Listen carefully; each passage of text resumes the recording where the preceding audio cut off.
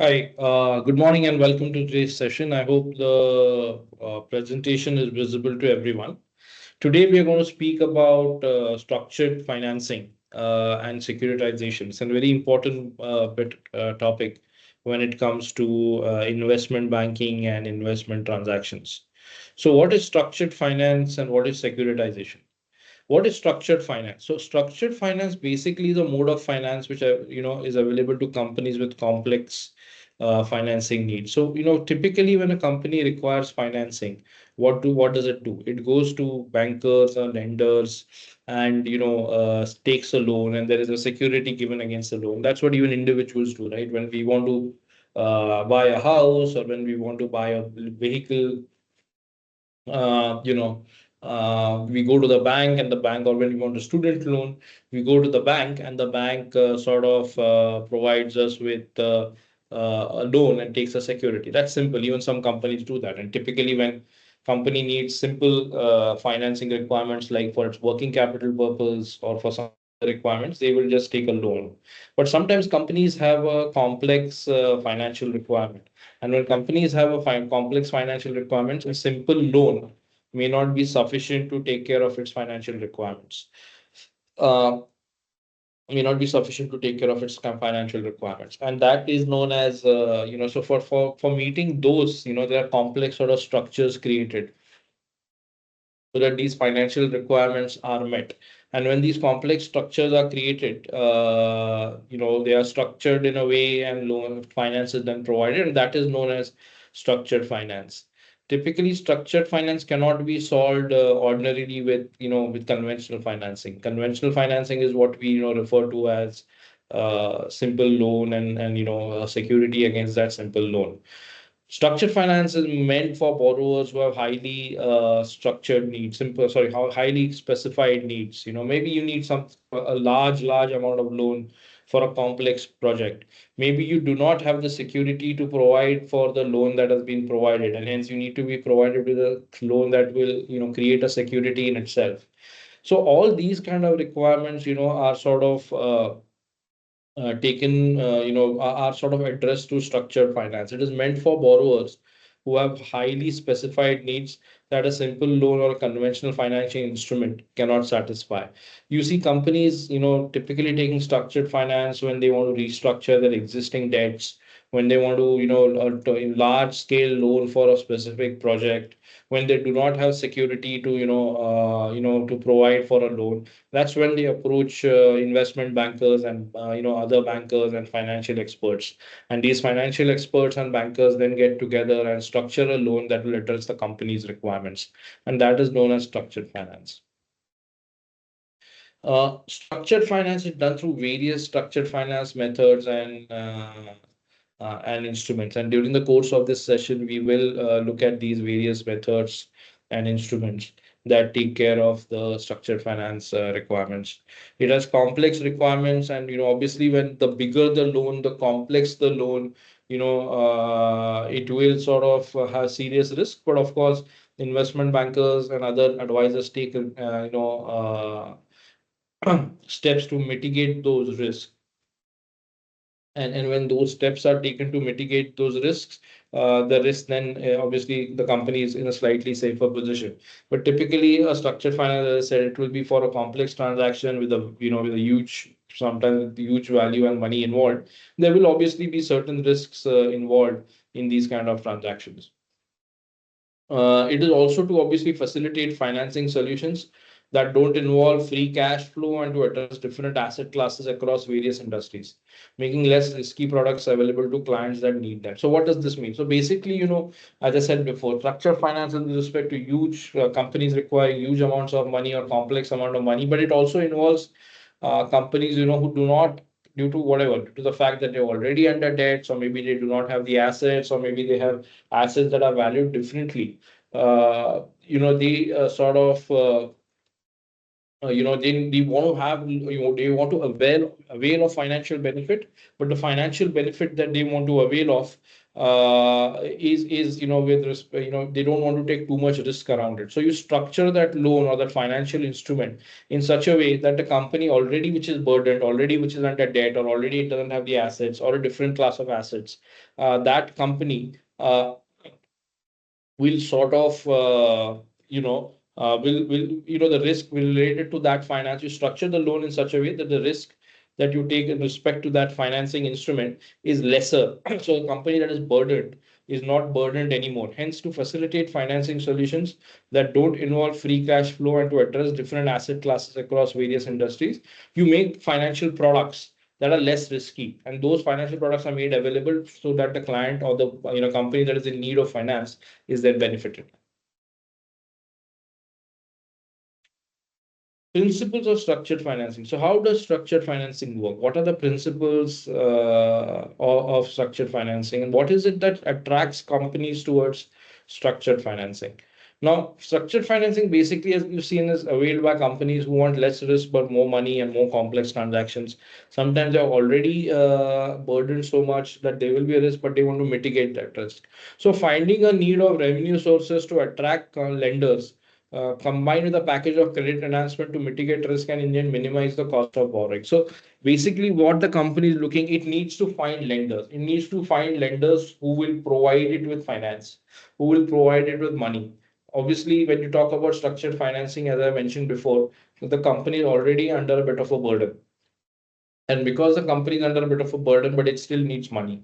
So it needs to be aware, it needs to attract lenders who are already sort of, it needs to attract lenders who are already sort of looking, who can lend to such a company. But now, how will you attract that lender?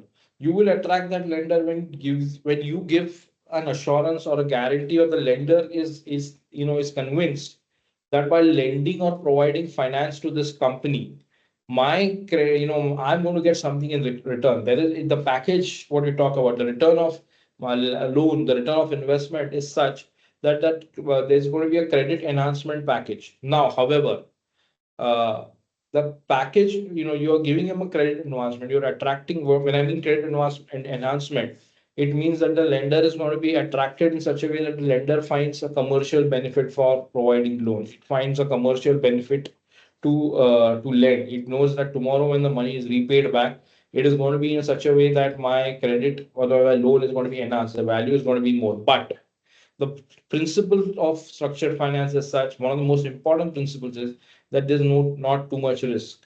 So you got to, and the cost of borrowing is less. So typically, with respect to that loan, as I said before, a typical loan involves money.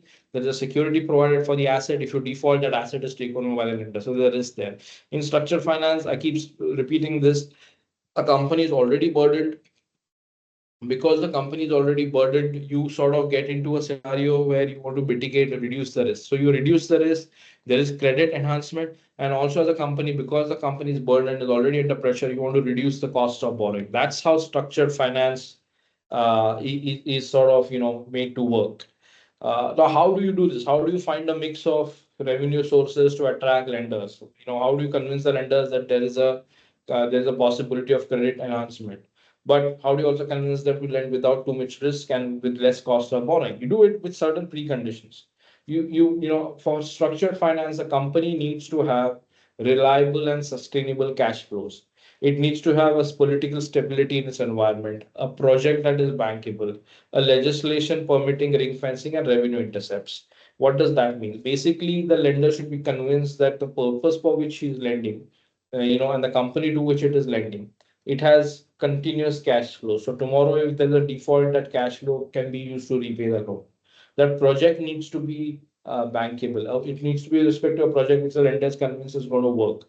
It can't be a risky project or a project that has too many hyper conditions around, hyperbolic conditions around it. Whether it will work or not is anybody's guess. It needs to have, in an environment where there are no regulatory restrictions and there are legislation that are allowing the working of structured finance. And you can sort of, the revenue generated can be used to pay off the finance. One of the most, you keep seeing these highway projects highway projects where companies build long stretch of infrastructure, airport projects or highway projects. Structured finance is often used to lend money to companies who uh, often, very often, often who are sort of engaged in implementing these projects. They often use the structured finance model, and that's because it's a bankable project. It is going to be completed. Secondly, the proceeds that come after the construction of highways, for instance, from tolls, and other aspects, those will be used to repay the lender. So the lender knows there is, revenue intercepts that can be used and is a sustainable cash flow. So highway projects is a good example where structured financing is often used.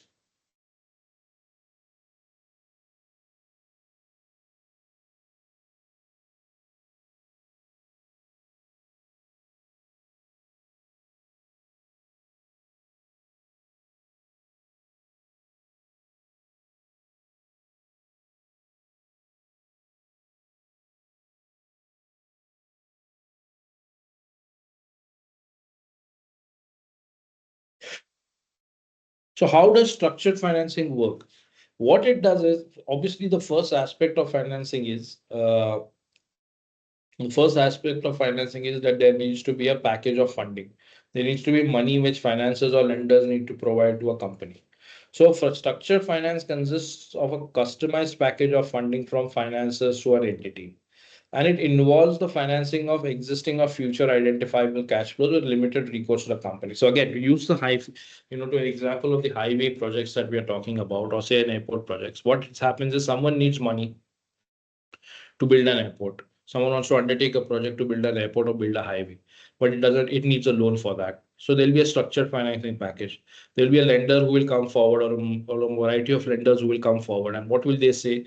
They will say that we will provide you loan, and that loan will involve, so the money that is generated in the future from that project. So whether it is revenues generated from the airports, where airports sell stalls, use money to end for entry or other sort of revenue that are from aeroplanes and their parking bays, all of that, whatever revenue generated, or in highways case, the toll that cars pay for crossing the highway, or other aspects, all of that money will be sort of used to repay the lender. So it involves financing of existing or future identifiable cash flow, the money that the airports will generate through various various aspects, or the money that the toll highway will generate from generation of recovery of tolls or other revenue, that is existing or future cash flows, and that is finance. But when I say that is finance, that means that will be used to repay the loan, and only limited amount of that money will be available to the company. Now, structured finance can also involve different types of funds, senior or junior debt and equity. Loans can have greater flexibility to interest rates than a standard bank loan. So, what does this mean? A structured fund, different types of funds mean senior or junior debt. A senior or junior debt. So, debts sometimes are classified in the ranks. When I say classified in the ranks, it means that tomorrow, if there is a default, someone that is what is considered as a senior debt, and it may be a higher amount, or a better interest rate, or by a bigger organization, that is called as a senior debt. That may be a senior debt. In case the repayment uh, priority, the first will be paid to senior debt. And a junior debt, which may be at a lesser amount and lesser value, that will be paid later. And that is because hence it is senior and junior. Very simply use nomenclature. So in terms of repayment priority, a senior debt gets paid first, a junior debt gets paid later. Now, there is often, when it's not mentioned in the presentation, there's often a term that is used in debts called pari passu. What does a pari passu term mean? A pari passu term, a pari passu term means, when we say that the loans are pari passu, or the rights of the lenders are pari passu, it means they are all equal. Tomorrow, repayment will happen equally to all lenders. There will be no priority given to anyone. If there is a senior and junior debt, then the senior debt gets priority and junior debt gets next priority. Sometimes structured financing can also involve funding. sorry, equity. So you may also give equity shares in that. And typically a bank rate. Sorry.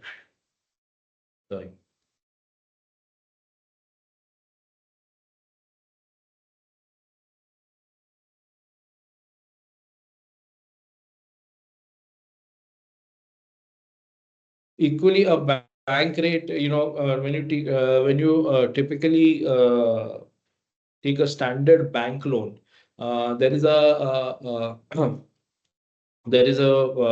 a standard bank loan will have a repayment structure, and it will have a standard interest rate. In structured finance, there's very great flexibility with respect to the loans, and there's a great flexibility with respect to the loans, and the loans are not fixed, and even repayment tenors are not fixed. There may be flexibility in relation to the same. So structured financing, typically was created for entities with illiquid assets but reliable cash flows based on pay history. So what does this mean? So as I said, in a typical loan, you avail a loan and assets are sort of given as security to the bank. So if there's a default in the loan, those assets are uh, those assets are liquidated to repay that loan. But many entities may not have the assets to give as securities, and hence they may not be able to avail of standard loans. So structured finance basically is created for such entities, in which case it's not the asset but the cash flows, the money that is coming in, that is used as security and used to repay the loan to the lenders. Now, structured financing allows utilities to borrow funds by using their collections, as we mentioned before, as security rather than using physical assets or collateral. We've seen the highway construction project or the airport project. Basically, the money that will come in is used as a security, and there's an assurance to the lender that the money that comes in through toll or through various facilities and the revenues generated by the airports will be repaid back, will be used to repay the lender back, and that itself, the future cash flows, is itself a security. The benefit of structured financing is that the entity can use the liquid assets derived from its illiquid infrastructure as an alternative funding source. So, as I keep saying, uh, in conventional lending, there's always an asset that can be given as security. In structured financing, you don't need to have an asset. Whatever money that is coming in, liquid asset, it is used as an alternative funding source, or it is used as a security. Uh, Typically speaking, uh, the most important aspect of structured finance is the cash flow. If you have good cash flow, even if you don't have security, that if you have a sense, or if you have a business plan that will, or the project is such that good cash flow is guaranteed, it can be used to avail of structured finance.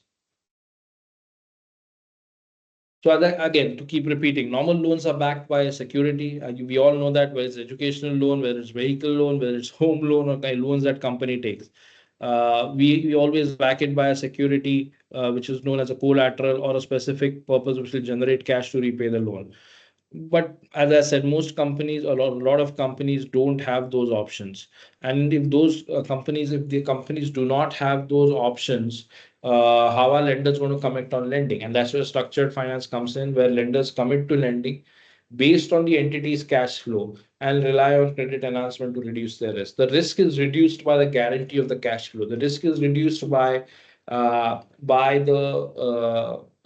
companies believing that the cash flow is going to come, by lenders having a sense that cash flow is going to come, and cash flow will be used to repay those amounts. Because service providers do not have assets which can be used as collateral, lenders must structure to provide so I mean, the whole sense that we've seen throughout is companies do not have assets. They do not have assets, but they need money. They do not have assets. They need money for projects. A company is entering into a project to build a highway. It doesn't have an asset. It needs the money though for all the logistics that are required to construct an highway. But it knows that once the highway is constructed, there will be vehicular movement. There will be cash flow generated through payment of toll. There will be cash flow generated through maybe food centers that are set up in a highway, and renting of those food centers, food junctions, or whatever they are called. So there will be money coming in. Now, hence, lenders come in and say, we know that there's money coming in. So we'll structure your loan, less risk will be less, and we'll provide you the necessary capital. That's how complex structured finance works. That's how complex structures work.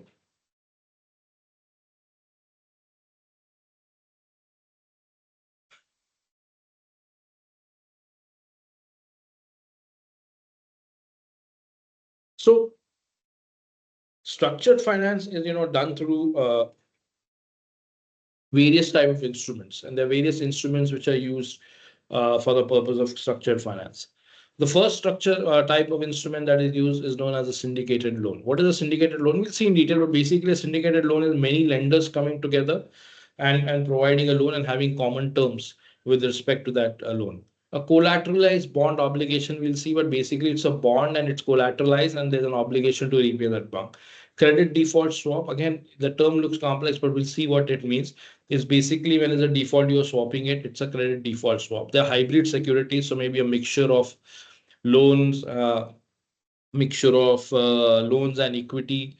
There are mortgage or collateralized mortgage obligations and a collateralized debt obligation, or is also known as CDO. So structured finance, there are various instruments used to sort of we are used to sort of address the concerns of the companies and their borrowers. It is done through various ways. Of course, there is no hard and fast rule. The lenders are coming up with so many sort of innovative instruments, innovative ways to structure a lending requirement. But these are just some of the most common examples. But it's up to the lenders and the borrowers totally. The objective is to provide finance, ensure that that finance is repaid back, and there's credit enhancement and the risk is minimized. So lenders and investment managers actually innovate a lot and use structured finance instruments. And various instruments others use, like syndicated loans, collateralized obligations, credit default swaps, hybrid securities, collateralized mortgage obligations, and collateralized debt obligations.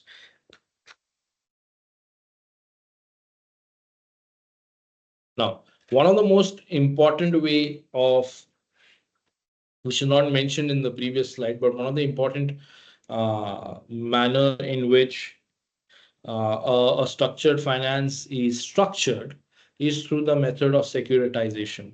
You must have heard this term very often. It's one of the most common ways through which structured finance is provided. It's one of the most common ways through which investment managers and investment bankers and investment people in investment finance and lenders work to provide structured finance options to lenders. It is known as securitization.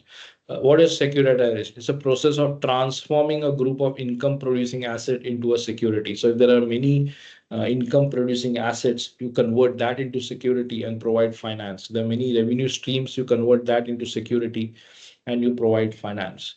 Investors are paid the interest and principal payments from these securitized assets. So, investors lend and there are many income producing assets. Basically, what are income producing assets?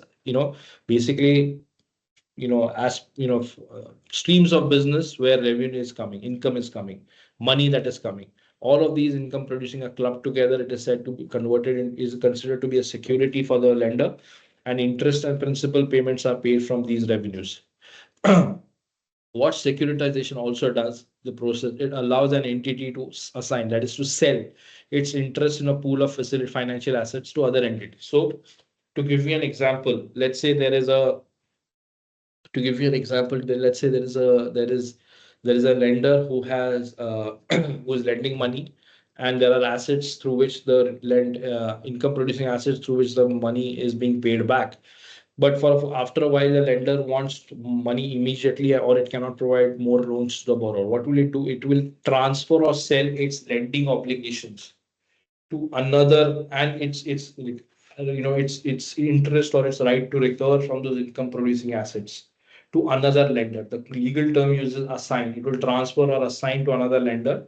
So if I'm the lender, I'm getting my money repaid from some assets. I'm transferring it to another gentleman or another entity, sorry, company, and that so my right to recover is transferred. That company will then provide the loan, or it will pay me whatever money that I have lent, and it will recover that money from from the income producing assets. So it also allows these loans to be transferred and another entity to step in as a lender and recover the money. And the first lender gets money repaid immediately from the lender to whom the loan is being assigned. What are the benefits of securitization? It transfers some of the risk of ownership to parties who are willing or able to manage them. So, as a lender, if tomorrow I feel I can't take all the risk, I will just assign my loan to someone else. They will recover from the who probably have a better appetite or a bigger appetite of risk. They will recover all of this, all of these funds from my risk is minimized. I'm stepping out. Another lender comes in and they recover all these amounts from the income producing assets. Accesses broader funding sources at more favorable rates. So there are more funding sources, more lenders can be saved, and the rates are more favorable because they're income producing assets.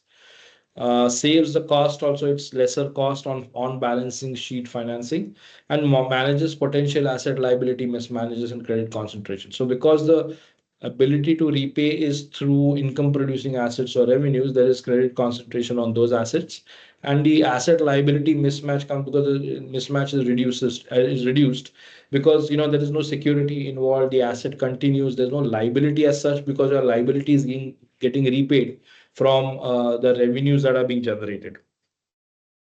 And of course, saves some of the cost. As I said, it's all securitization. The whole aspect of securitization is that it is less expensive and less costly.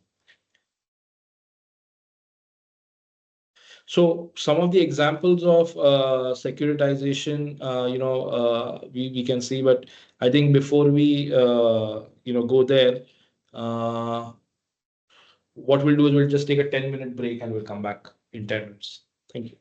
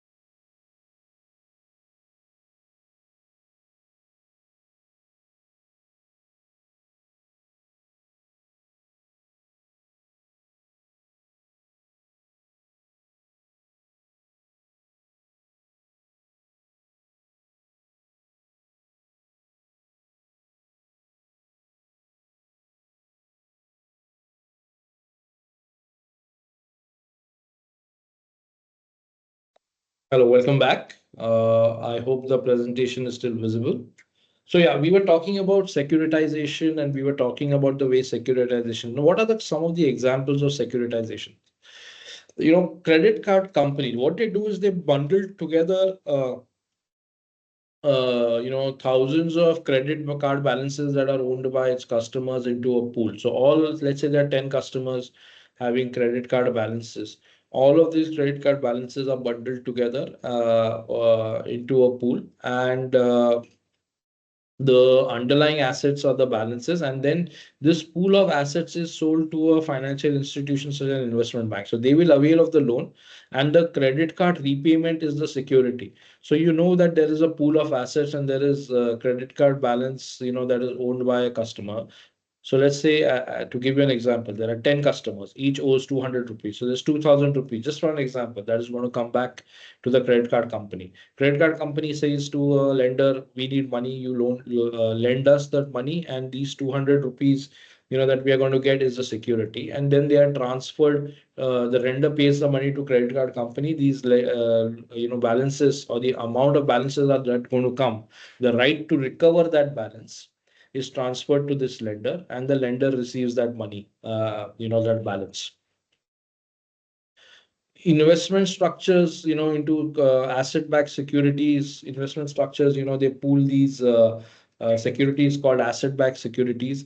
These asset-backed securities are sold to investors. This is another example of securitization. It's sold to investors in the financial markets. Investors receive returns based on the payments made by the credit card holders, and credit card company continues to service the account, collecting payments and passing them through the investors after deducting a fee. So that again, the example that I gave you, you have assets that are coming in. That's the money that people who use the credit card and owe money for that are going to pay. That's the asset and that's a security. So investors are going to pay money to the invest in the credit card companies, or pay money to credit card companies, or lend to credit card companies, knowing that there is a pool of money that is recoverable from its customers, that the customers will keep paying this money. That is the security that the investors will have. So these the right to recover this money, the right to recover this money from customers is sold to the investors. Investors pay for that to the credit card companies who make this money, and the investors are refunded, compensated, or the loan, the money that investors have paid has is returned through the money paid by the customers on the payments of the credit card holders. And the accounts are still serviced by credit card companies, but when these accounts are serviced, what they do is they deduct a little bit of fee, and balance is passed to the investors, and that is how the investors are repaid. This is very common, where the amounts that are recovered from credit card holders are sort of transferred to, or the right to recover that amount is transferred to the investors, and the investors will buy that off, pay the credit card company, who get the money that they need, and the investors are repaid through the payments paid by the credit card holders. What are the type of assets that can be securitized? A lot of time, particularly in the US or in the West, uh, group of home loans and selling portions to investors, uh, group of home loans and selling portions to investors is sort of sold to investors, and this is something that really took off in the US in the 70s, where the mortgage-backed securities were created with respect to mortgage repayments. What is the mortgage? You buy a home, and like an EMI, and you repay those loans for that home. And that ability to repay is securitized. It's called mortgage-backed security, and it's one of the largest securitization market globally. Again, a bank lends for a home loan. The home is used as the house that is bought as a security, and there is an EMI on that in that on that home loan. That's a mortgage that is created, and that EMI, then investor pays off the bank, and the ability to recover that EMI is transferred or assigned to the investor, and the investor gets its money back through those EMI payments.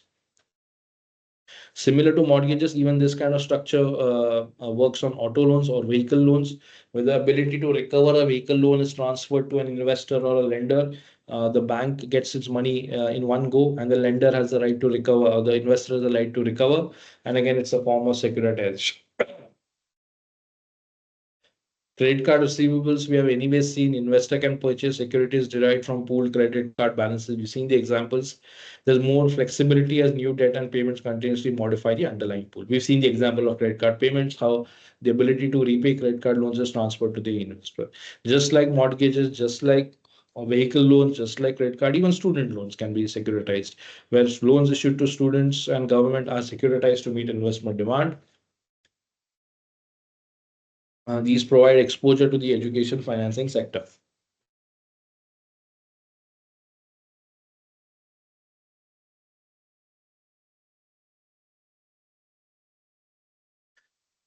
Now, securitization, also under securitization, there are different types of securitization. There is something called as a collateralized debt obligation. What is a collateralized debt obligation? Collateralized debt obligations bundle loans and other debt instruments together and issue securities backed by this diversified pool of credit assets. CDOs provide investors collateral protection since identified assets can be liquidated if borrowers default. So, what is collateralized debt obligation? Basically, let's take a loan first. When a company avails or someone avails a loan, in a simple loan, not a structured finance or not a securitization, a simple loan, I'm availing a loan and I'm going, let's say my house as a security. So if there is a loan that is to be repaid, that house is a security, and tomorrow if there's a default in that loan, the house is sold off and the loan is recovered. Let's say there is a bank which has given five such loans to five different individuals or five companies, and there are five different immovable properties or houses which is used as a collateralized. An investor comes and tells that bank that whatever money is owed, I will pay that money to you.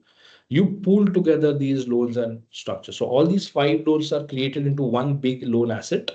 All these collaterals that have been provided secured, all these five houses are created into one pool of collateral, and that is all assigned or transferred to this investor. The investor pays the bank. The bank gets his money back. The investor is now owed money from with all these five people or companies who have borrowed the money. They repay it back to the investor. Just a minute, please.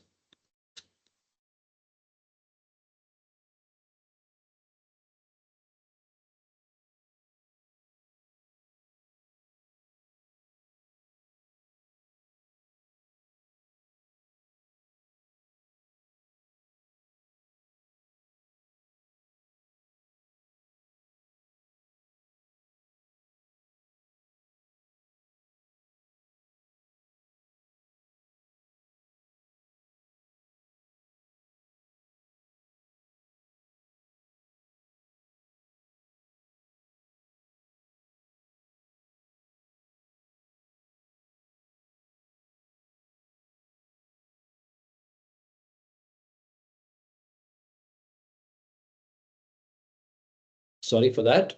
So that's how a collateralized debt obligation is created. Basically, where loans are pooled, securities pooled, transferred to an investor, investor recovers from the loan. But the last line, CDOs provide investor collateral protections since identified assets can be liquidated. What if borrowers default? So if for some reason, the borrowers default, there's already that big pool of five houses in the example that we spoke about, and that big pool of five houses is then sort of liquidated to repay the investor, so the risk is lesser.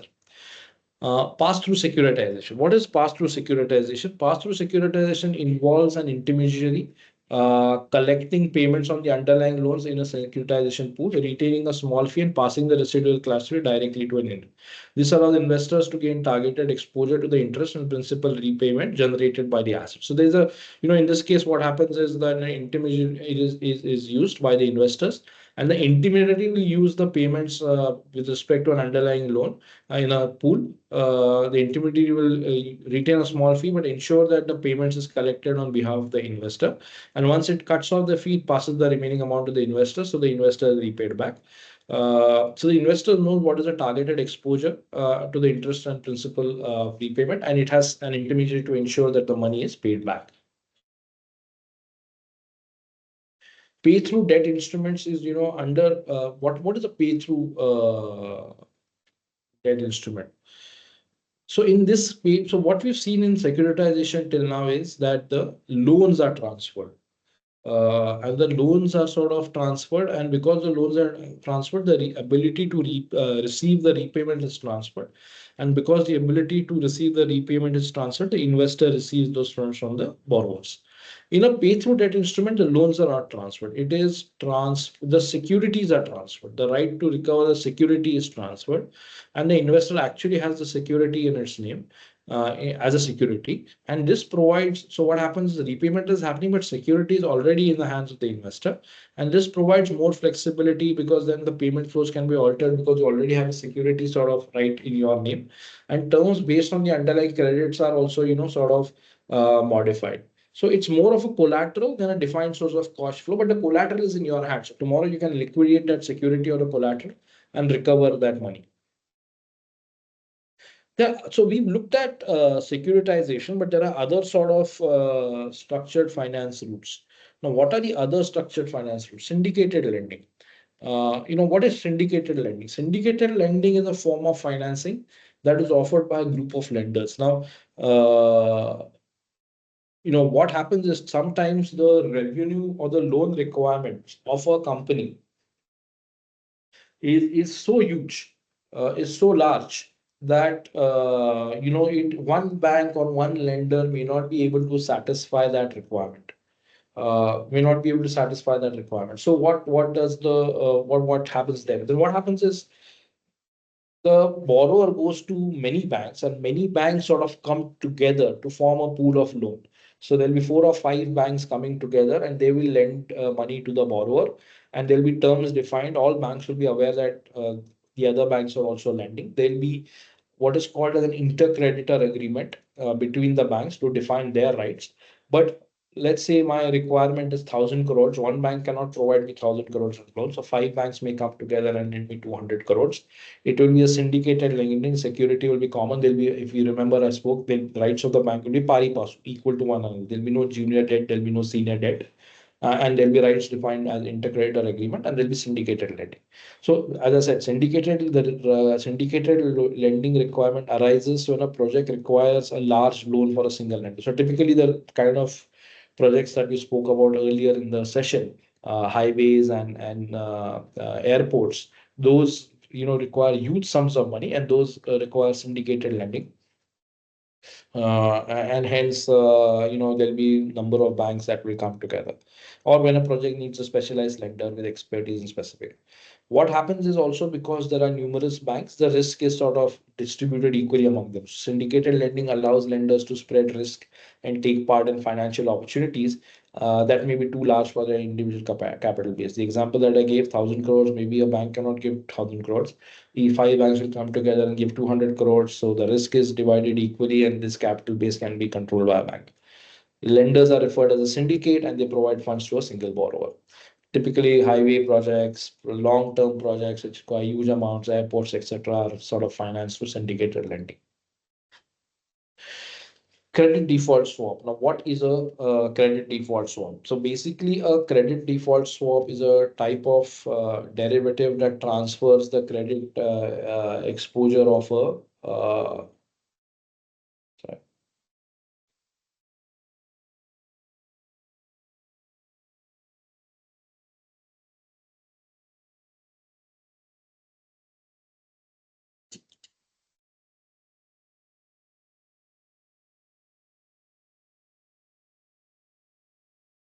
Yeah, that transfers the credit exposure of a fixed income product. So what is a fixed income product? A fixed income product is a product that receives that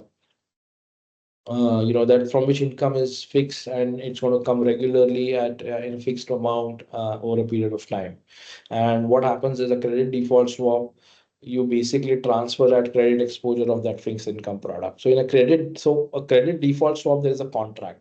And in that credit default swap, the buyer buys an ongoing, premium similar to uh, so premium similar to the payments on an insurance policy. In exchange, the seller agrees to pay the securities value and interest payments if a default occurs. So, uh, you know, uh, let's say there's an insurance payment that is going to come in. So the buyer buys that insurance policy, that payment will come into it. So there's a fixed income, right? Because the insurance policy people are going to pay a fixed amount, and the insurance company will sell it to a company, and in return, what does it says that whatever is the value, I will pay that, and the interest payments also if there's a default in payment.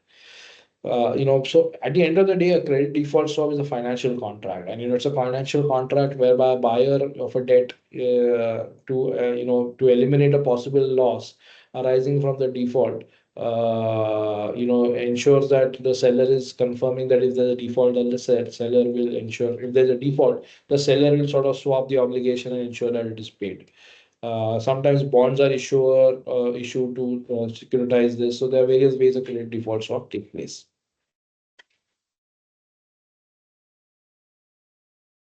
There is also another form of securitization is what is called as a collateralized mortgage obligation. It's a type of a mortgage-backed security that contains a pool of mortgages bundled together and sold as investment. We saw that slightly in the before also in the securitization uh, slide that there's a mortgage. So what is a mortgage? A mortgage is a right to a mortgage is an interest created over a property. So you have a home loan. There's a mortgage created on the house that is bought for that home loan, and if the borrower defaults, the lender has a right to sell that house and recover that amount. Now, if there are we have the five houses example that we gave 5 houses, 5 loans. Those 5 loans are sold, and the 5 mortgages are assigned. So the investor can sell off those houses if tomorrow there is a default and recover that amount. And the right to recover that amount is also transferred to the investor. CMOs receive cash flows, borrowers repay the mortgage, and that act as collateral on the security. So the 5 houses in the example that we discussed a while back. The 5 houses are the mortgages. 5 houses are the collateral. So tomorrow the default, those can be sold, but there is continuous cash flows because in collateralized mortgage obligation, the people who have borrowed for their home loans will repay the mortgage. They will repay the amount. And in a collateral mortgage obligation, the principal and interest payments are, come back to the investor. And if those principal and interest payments are not received, and there's a default, then obviously there's also the fact that the securities can be sold off. The collateral can be sold off. The houses in this case can be sold off. Now there is something called as a collateralized debt obligation. So what is a collateralized debt obligation? Collateralized debt obligation is basically a group of loans bundled together and sold as an investment vehicle. So again, there's a bank that has lent to 10 different people. It will pool together all these 10 loans. And once it pools together all these 10 loans, what it will do is when once it pools together all these 10 loans, what it will do is it will sell it to an investor. Now the investor will repay the bank, but the bank will get its money or will pay the bank to buy those loans. The right of repayment of loans, the repayment of loans will continue. The repayment of loans will go to the investor, and the investor will keep receiving the cash flow. And that sort of that cash flow that is coming is the security that the investor will have. We've seen many collateralized debt obligations, a form of securitization. We saw examples about home loans, car loans. We saw the example about credit cards and even mortgages.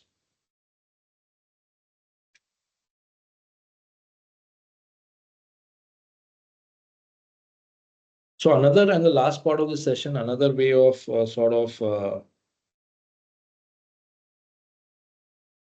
of a way how securitization is done is through hybrid securities.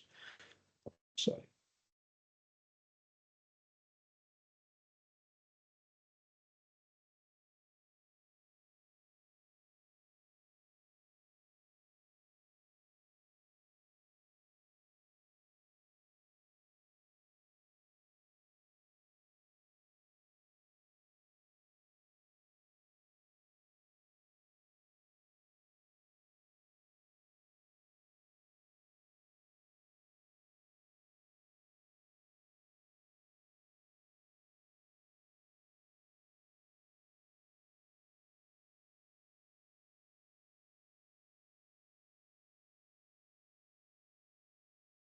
So another way how this is securitization is done is through hybrid or structured financing rather, is done is through the mechanism of hybrid securities.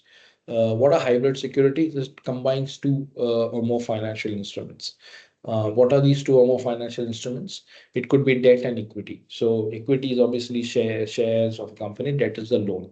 So you have securities where someone needs financing. You will provide a loan, and you may also invest in the company and acquire equity of those company. Or you may have a loan that can be converted into to a loan later on. So those are hybrid securities. These can be bought and sold on an exchange or through a brokerage. Brokerage is amount paid through the brokers who arrange for these transactions. The advantage of a hybrid securities, it gives investors a fixed or floating rate of return and may pay returns as interest or as dividends. And some hybrids return their face value to the holder when they mature and have tax advantage. So hybrid securities very often have tax advantages. Also, as they are as a debt and as an equity, they are components, characteristics of both. So it helps in recovering these amounts more. It's a very popular way because you also get an investment and equity in the company, and you're also lending to the company. So when you have equity, you can have returns as dividends, and if loans, you are repaying that loans along with interest as well. So hybrid securities is also a very important sort of security way of structured finance. So today, we saw various aspects of structured finance. We saw how structured finance is created. Structured finance basically is finance provided to companies where they have complex financial requirements. They want to mitigate risks, but for the lender there is a credit enhancement proposition, i.e. when the money is lent, the credit enhancement increases. For the lender, that is, the risk also less. There are various ways how structured finance does. The most popular way being securitization. You securitize or sell off your repayment obligations to the investor. It can be through a collateral debt obligation, credit default swap, credit mortgage, through pooling of credit card return obligations, and there are other ways of secured financing as well. So if there is syndicated lending, there is where banks come together and provide loans. There are hybrid securities as well. This is structured finance. At the end of the day, it is innovative way of providing finance. It is an innovative way of lending. It is an innovative way of providing capital, and that's how it's becoming very popular these days in the financial markets. Thank you.